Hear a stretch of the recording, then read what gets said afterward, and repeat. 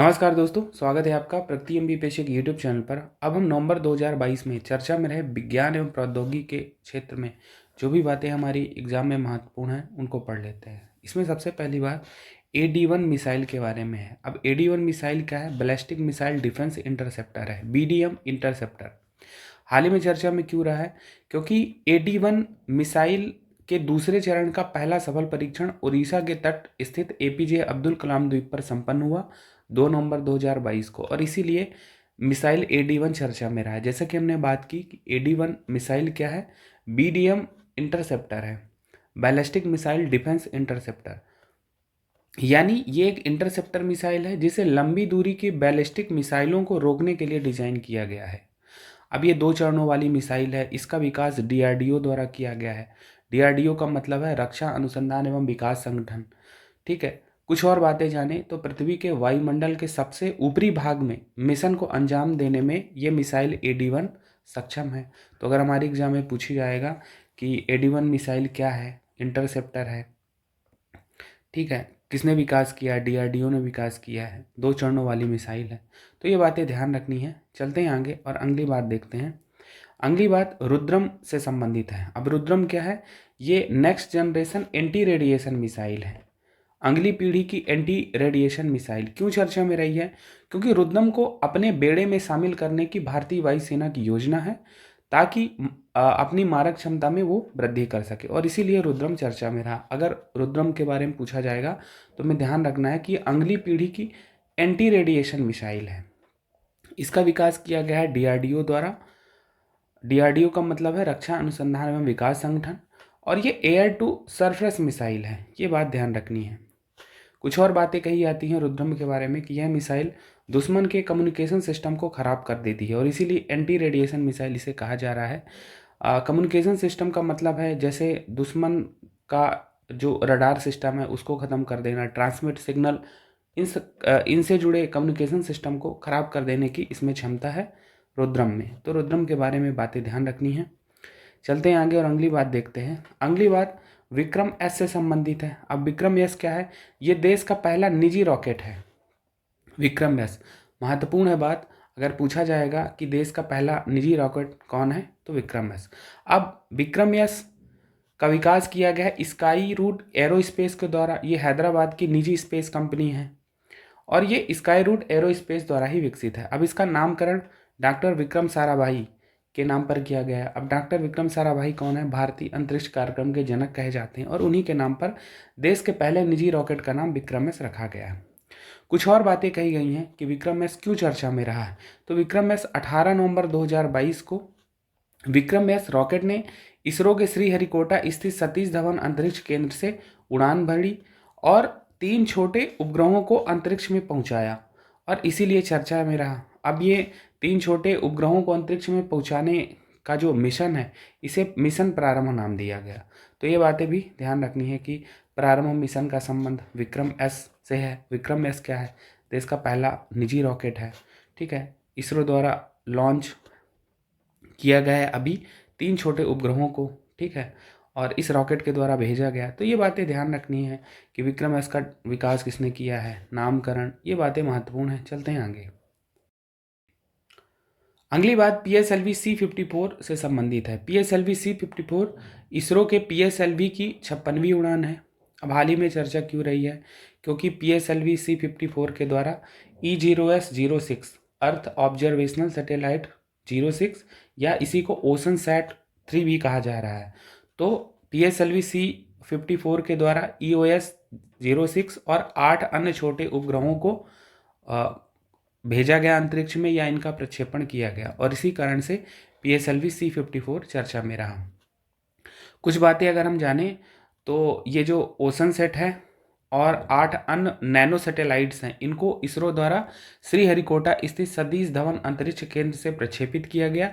अब इसमें क्या विशेष बात रही है? तो ये जो प्रक्षेपण है ये महत्वपूर्ण है, क्योंकि पहली बार 2 अलग अलग कक्षाओं में उपग्रह स्थापित किए गए हैं इस प्रक्षेपण के द्वारा। जो E0S-6 है इसको 742 किलोमीटर की ऊंचाई यानी सन सिंक्रोनस ऑर्बिट में पहुंचाया गया। वहीं जो 8 अन्य छोटे उपग्रह हैं या नैनो सैटेलाइट्स हैं, इनको लगभग 500 किलोमीटर की ऊंचाई पर पहुंचाया गया। तो पहली बार है ऐसा कि कई उपग्रहों को अलग अलग ऊंचाई पर पहुंचाया गया। अब अगर हम कुछ बेसिक बातें जानें E0S06 के बारे में, तो जैसा कि हमने बात की कि ये अर्थ ऑब्जर्वेशनल सैटेलाइट है, इसे ओशन सेट भी कहा जा रहा है। यानी ये पृथ्वी अवलोकन उपग्रह समुद्र के संबंध में जानकारियाँ उपलब्ध कराएगा। इसका जीवन काल 5 वर्ष अनुमानित किया गया है और अभी PSLV C-54 के द्वारा इसका प्रक्षेपण हुआ है। कहाँ से हुआ इसका प्रक्षेपण? इसरो द्वारा श्रीहरिकोटा स्थित सतीश धवन अंतरिक्ष केंद्र से। 8 अन्य छोटे या नैनो सैटेलाइट्स को भी प्रक्षेपित किया गया है, जिनमें भूटान सैट, आनंद, एस्ट्रोकास्ट और थाईबोल्ट भी शामिल हैं। तो ये जो 8 अन्य नैनो सैटेलाइट्स हैं, तो Bhutan sat, India Bhutan sat भी इसे कहा जा रहा है, ठीक है। आनंद निजी कंपनी का सैटेलाइट है। एस्ट्रोकास्ट जो है वो अमेरिका के स्पेस लाइट का उपग्रह है ये एस्ट्रोकास्ट। और थाईबोल्ट जो है निजी अंतरिक्ष कंपनी ध्रुव के 2 लघु उपग्रह हैं।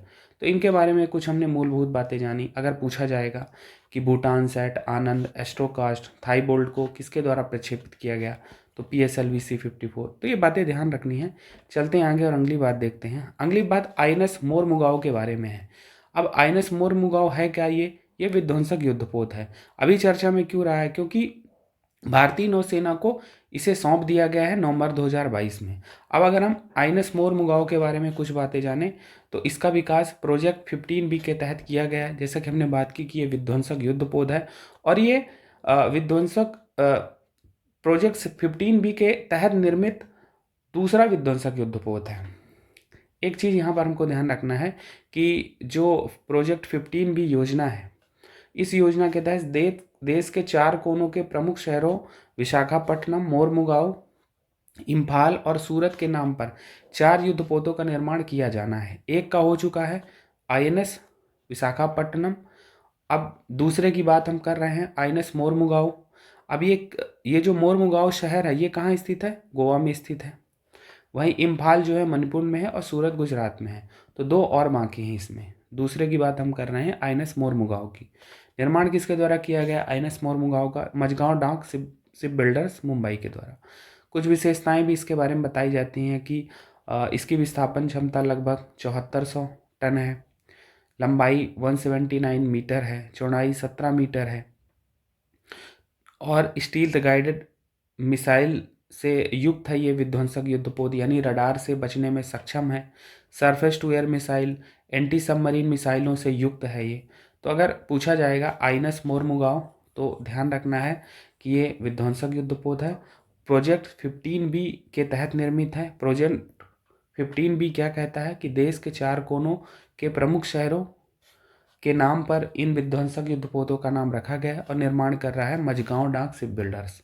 ये बातें ध्यान रखनी है। चलते हैं आगे। हाल ही में नासा का आर्टेमिस मिशन चर्चा में रहा। अब ये नासा का जो आर्टेमिस मिशन है क्यों चर्चा में रहा? क्योंकि नासा के आर्टेमिस मिशन के पहले चरण का सफल परीक्षण किया गया है नवंबर 2022 में और इसीलिए चर्चा में रहा। हमारे एग्जाम में क्या पूछा जाएगा? सीधा सा पूछा जाएगा कि आर्टेमिस मिशन का संबंध किस देश से है, आर्टेमिस मिशन किसके लिए है? तो नासा का ये चंद्रमा मिशन है, यानी आर्टेमिस मिशन का संबंध चंद्रमा से है, मून मिशन है ये। और वर्ष 2024 तक चंद्रमा पर मनुष्य को भेजे जाने का ये आर्टेमिस मिशन है। तो सीधी सी बात अगर पूछा जाएगा तो हमें ध्यान रखना है कि आर्टेमिस मिशन वर्ष 2024 तक चंद्रमा पर मनुष्य को भेजने की योजना रखता है और ये नासा का है। ये बातें ध्यान रखनी है। अगली बात सी विजिल एक्सरसाइज 2022 के बारे में है। तो सी विजिल एक्सरसाइज 2022 क्या है? Pan India coastal defence exercise है, यानी भारत के तटीय क्षेत्रों, कोस्टल जोन्स व विशिष्ट आर्थिक जोन, एक्सक्लूसिव इकोनॉमिक जोन की सुरक्षा हेतु अभ्यास है। ज्ञात हो कि देश की जो तटीय सीमा है वो कितनी है? लगभग 7500 किलोमीटर की है। तो देश के लगभग 7500 किलोमीटर की तटीय क्षेत्र व विशिष्ट आर्थिक जोन की निगरानी एवं सुरक्षा हेतु ये एक्सरसाइज है सी विजिल एक्सरसाइज 22। अब ये कब हुई? 15 से 16 नवंबर 2022 को भारतीय नौसेना व अन्य हितधारकों के साथ। अब अन्य हितधारक में कौन कौन हो सकते हैं? तटरक्षक बल हो सकते हैं, राज्यों की तटीय पुलिस हो सकती है। अब कितने राज्यों की तटीय सीमा है, तो 9 राज्यों की तटीय सीमा है, ध्यान रखना है, यानी 9 राज्यों से समुद्र की सीमा लगती है भारत के। तो 9 राज्यों और 4 केंद्र शासित प्रदेशों के की जो तटीय पुलिस है उसने इस अभ्यास में भाग लिया। ठीक है, और ये सब बातें हैं। कुछ और बातें हैं कि पहला जो ये जो सी विजिल एक्सरसाइज 2022 था, तो ये तीसरा अभ्यास था, ये तीसरी एक्सरसाइज थी। प्रत्येक 2 वर्ष में आयोजित होती है। पहली एक्सरसाइज कब हुई थी? 2019 में, फिर 2021 में हुई, अभी 2022 में हुई है। तो ये बातें ध्यान रखनी है अगर हमारे एग्जाम में पूछा जाए कि सी विजिल एक्सरसाइज किस देश की है, तो ये भारत की है। Pan India coastal defence exercise यानी तटीय क्षेत्रों की सुरक्षा के लिए एक्सरसाइज की गई है। भारतीय नौसेना व अन्य हितधारक तटरक्षक बल हो सकते हैं, राज्यों की तटीय पुलिस हो सकती है, बंदरगाह प्राधिकरण एजेंसियां हो सकती हैं। तो ये सब ने इस एक्सरसाइज में भाग लिया और ये तीसरी थी, ये ध्यान रखना है। चलते हैं आगे और अगली बात करते हैं। अगली बात C-295 एयरक्राफ्ट के बारे में है। अभी हाल ही में चर्चा में क्यों रहा है? क्योंकि प्रधानमंत्री नरेंद्र मोदी द्वारा वडोदरा में भारतीय वायुसेना के लिए C-295 परिवहन विमान ट्रांसपोर्ट एयरक्राफ्ट के निर्माण हेतु टाटा एयरबस प्रोजेक्ट की आधारशिला रखी गई है प्रधानमंत्री नरेंद्र मोदी द्वारा। ये कब की बात है? 30 अक्टूबर 2022 को। ध्यान रखना है कि अगर पूछा जाएगा कि C-295 एयरक्राफ्ट के निर्माण की आधारशिला कहाँ रखी गई है, तो गुजरात के वडोदरा में। समझते हैं अभी इसमें और भी बातें। जो ये टाटा एयरबस प्रोजेक्ट है, तो यह परियोजना रक्षा क्षेत्र में आत्मनिर्भरता की दिशा में महत्वपूर्ण है। इस परियोजना के तहत एडवांस सिस्टम व एयरबेस डिफेंस कंसोर्टियम द्वारा भारतीय वायुसेना के लिए बहुउद्देशीय परिवहन विमानों का विकास किया जाएगा और देश में ये पहली ऐसी परियोजना है जिसके तहत निजी क्षेत्र की किसी कंपनी द्वारा सैन्य विमानों का निर्माण देश में ही किया जाएगा। इसमें यह बताया गया है कि जो C-295 एयरक्राफ्ट हैं, तो मूलतः स्पेस की कंपनी द्वारा इनका निर्माण किया जाता रहा है, जो एयरबस की इकाई है। एयरबस डिफेंस के साथ 56 C-295 विमानों को खरीदने के लिए सितंबर 2021 में कॉन्ट्रैक्ट भारत सरकार द्वारा किया गया था या समझौता किया गया था। इसमें से 16 विमानों की जो सप्लाई है 2023 से 2025 तक की जाएगी, जबकि 40 विमानों का निर्माण देश में ही किया जाएगा 2026 से 2031 के बीच। तो ये चीज़ें ध्यान रखनी है। 56 C-295 एयरक्राफ्ट्स की को खरीदने के लिए सितंबर 2021 में समझौता हुआ था। ठीक है, और अगर ये पूछा जाए कि जो टाटा एयरबस प्रोजेक्ट है, ये पहली ऐसी परियोजना है जिसके तहत निजी क्षेत्र की किसी कंपनी द्वारा सैन्य विमानों का निर्माण देश में ही किया जा रहा है। ये बातें ध्यान रखनी है अगर हमारे एग्जाम में पूछा जाए तो। चलते हैं आगे और अगली बात देखते हैं। अगली बात मालाबार एक्सरसाइज 2022 के बारे में है। तो मालाबार एक्सरसाइज 4 देशों का संयुक्त नौसैनिक अभ्यास है। 4 देश कौन कौन से हैं? ये क्वाड के 4 देश हैं, अमेरिका, भारत, ऑस्ट्रेलिया और जापान। अभी ये जो मालाबार 2022 है, इसका आयोजन 8 से 18 नवंबर 2022 को जापान में हुआ, जापान के योकोसुमा बंदरगाह से सटे फिलीपाइंस सी में। और इसमें एक विशेष बात ये रही कि यह पहली बार है जब 4 भागीदार देशों के नौसेना अध्यक्षों ने मालाबार अभ्यास के उद्घाटन समारोह में भाग लिया। ये बातें ध्यान रखनी है। विगत वर्षों में इस तरह के प्रश्न पूछे गए हैं कि जैसे दे देगा मालाबार एक्सरसाइज किन किन देशों के द्वारा संचालित की जाती, तो ध्यान रखना कि इसमें भारत है, अमेरिका है, ऑस्ट्रेलिया है, जापान। 2022 का जो आयोजन है वो कहाँ हुआ, किस देश में हुआ, ये बातें ध्यान रखनी है। आगे देखते हैं। आगे गरुड़ अभ्यास 2022 है। गरुड़ क्या है? भारत और फ्रांस की वायु सेनाओं का संयुक्त अभ्यास है। और जो गरुड़ अभ्यास 2022 है, ये 7वां संस्करण था जो 26 अक्टूबर से 12 नवंबर 2022 के दौरान भारत के जोधपुर में हुआ, जोधपुर एयरबेस में। ये बात ध्यान रखनी है। महत्वपूर्ण बात इसमें सबसे है कि गरुड़ अभ्यास भारत और फ्रांस का वायुसैनिक अभ्यास है। ये बात ध्यान रखनी है। अगली बात युद्ध अभ्यास 2022 के बारे में है। तो ध्यान रखना कि युद्ध अभ्यास भारत और अमेरिका की थल सेनाओं का ये संयुक्त अभ्यास है।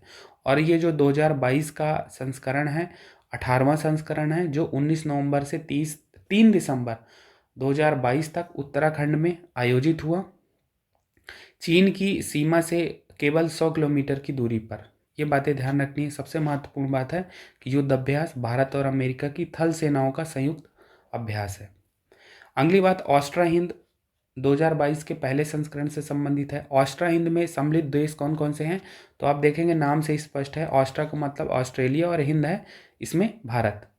तो ऑस्ट्रेलिया भारत का संयुक्त सैन्य अभ्यास है, जिसका पहला संस्करण आयोजित किया गया 28 नवंबर से 11 दिसंबर 2022 को राजस्थान में। तो ये बात ध्यान रखनी है। चलते हैं आगे। अगली बात समन्वय 2022 के बारे में। अगर एग्जाम में पूछा जाए कि समन्वय में किन देशों की भागीदारी रही, तो समन्वय आसियान देशों के साथ भारत का मानवीय सहायता एवं आपदा राहत अभ्यास है। मानवीय सहायता एवं आपदा राहत अभ्यास HADR एक्सरसाइज को समन्वय कहा जा रहा है। HADR का मतलब क्या है, humanitarian assistance and disaster relief समन्वय। इसका आयोजन 28 से 30 नवंबर 2022 को आगरा के वायु सैनिक केंद्र पर किया गया। वायुसेना के साथ साथ राष्ट्रीय आपदा प्रबंधन प्राधिकरण व अन्य हितधारक एजेंसियां, आसियान देशों के प्रतिनिधियों के साथ संपन्न हुआ ये कार्यक्रम। तो ये बातें ध्यान रखनी है। अगर समन्वय के बारे में पूछा जाएगा तो समन्वय आसियान और भारत का ये मानवीय सहायता एवं आपदा राहत अभ्यास है। अगली बात शत्रुनाश 2022 के बारे में है। अब ये शत्रुनाश 2022 क्या है, ये भारतीय सेना व भारतीय वायुसेना का संयुक्त युद्धाभ्यास है। यानी ये भारत की ही सेनाओं का संयुक्त सैन्य अभ्यास है, जो 19 नवंबर से 21 नवंबर के बीच बीकानेर राजस्थान में संपन्न हुआ।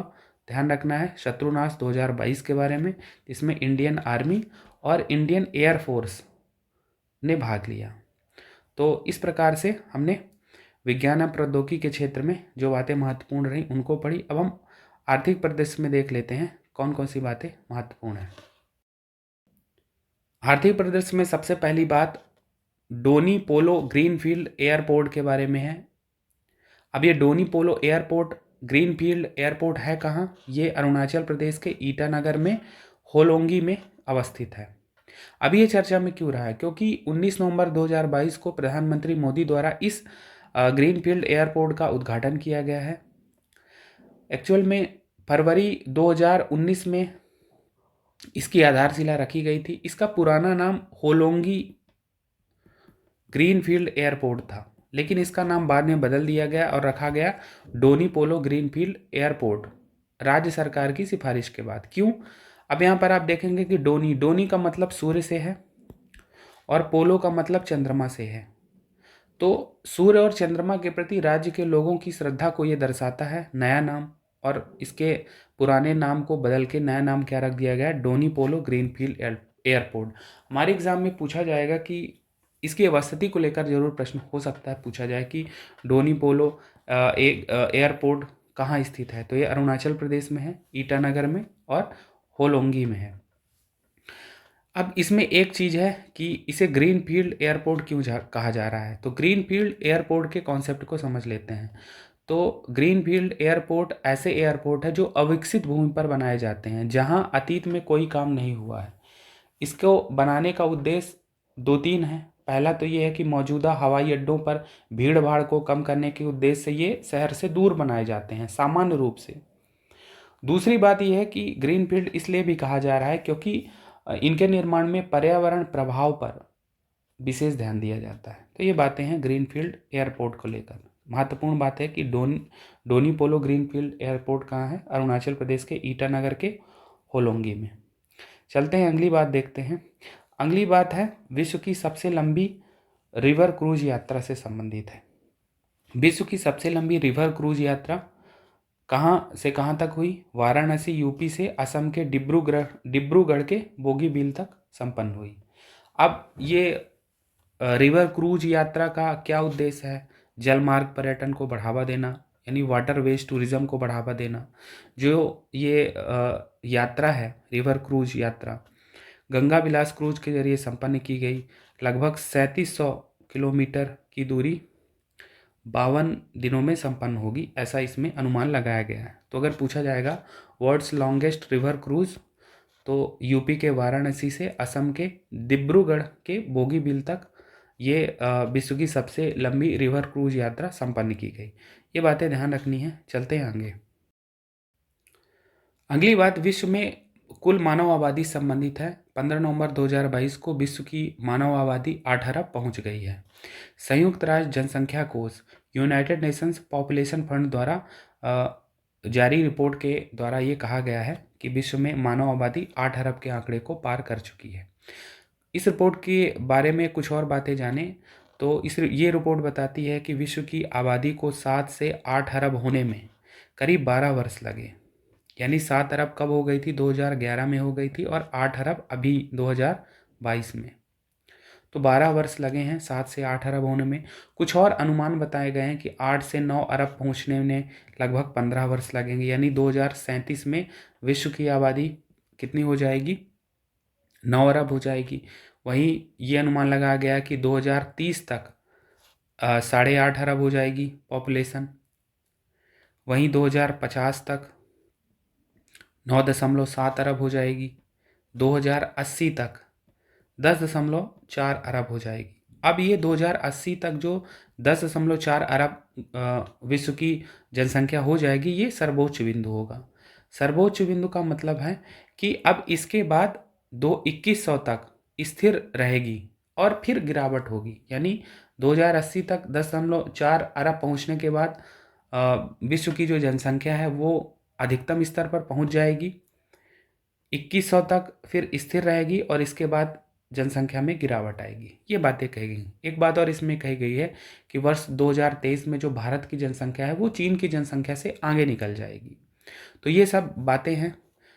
संयुक्त राष्ट्र जनसंख्या कोष के लेटेस्ट रिपोर्ट के अनुसार महत्वपूर्ण बात यह है कि विश्व की जो आबादी है वो 8 अरब के आंकड़े को पार कर चुकी है। चलते हैं आगे और अगली बात देखते हैं।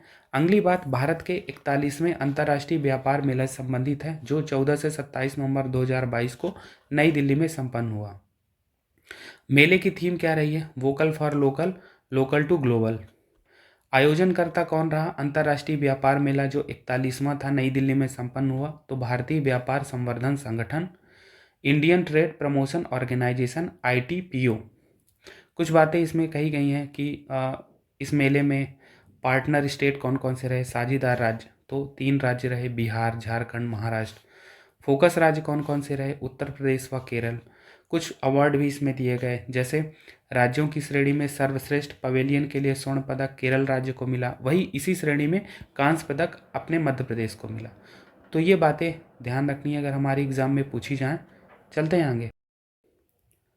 अगली बात एयर इंडिया में विस्तारा एयरलाइंस के विलय से संबंधित है। हाल ही में 29 नवंबर 2022 को टाटा ग्रुप व सिंगापुर एयरलाइंस के बीच समझौता हुआ। इस समझौते के तहत एयर इंडिया में विस्तारा एयरलाइंस का विलय किया जाएगा और यह कार्य मार्च 2024 तक पूरा किए जाने की संभावना है। यानी विलय की पूरी प्रक्रिया मार्च 2024 तक संपन्न होने की संभावना है। अगर हम एयर इंडिया की बात करें तो एयर इंडिया टाटा सन्स के पूर्ण स्वामित्व वाली कंपनी है। और विस्तारा एयरलाइंस की बात करें तो विस्तारा एयरलाइंस में 51% जो शेयर हैं वो टाटा सन्स के पास हैं, वहीं 49% शेयर हैं वो सिंगापुर एयरलाइंस के पास है।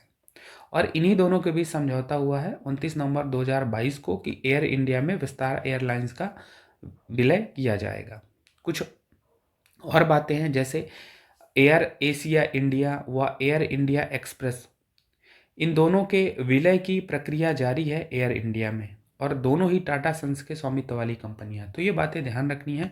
तो इस प्रकार से आज की क्लास में हमने नवंबर 2022 में चर्चा में रहे आर्थिक परिदृश्य को देखा और विज्ञान एवं प्रौद्योगिकी के क्षेत्र में जो भी बातें महत्वपूर्ण रही उनको पढ़ने की कोशिश की। तो इस प्रकार से आज की क्लास फिलहाल इतना ही। धन्यवाद।